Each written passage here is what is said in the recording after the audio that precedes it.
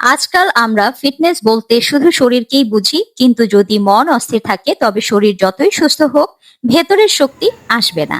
তাই প্রতিদিন অন্তত নিজের জন্য 10 থেকে 15 মিনিট সময় রাখুন, মেডিটেশন করুন, গভীর নিঃশ্বাস নিন, বা শুধু শুধু চুপচাপ বসে এক কাপ কফি বা চা এনজয় করুন। এক কাপ তো খাওয়াই যায় সারাদিনে। এগুলো আপনার স্ট্রেস কমাবে, মনকে হালকা করবে। মনে শান্তি থাকলে শরীরও দেখবেন অনেক বেশি ইতিবাচক ভাবে রেসপন্ড করে।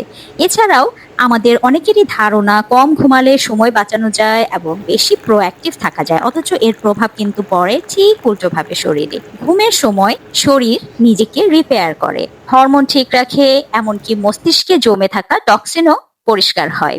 ঘুম না হলে ওজন বেড়ে যায়, মন খিটখিটে হয়ে যায়, আর কাজের ফোকাস হারিয়ে যায়। তাই দিনে যতই ব্যস্ত থাকুন না কেন, রাতে চেষ্টা করবেন 7-8 ঘন্টার মানসম্মত ঘুম যেন আপনার হয়, এটা নিশ্চিত করবেন। আপনার ফিটনেস রুটিনের অংশ হিসেবে এই ব্যাপারগুলো দেখা উচিত।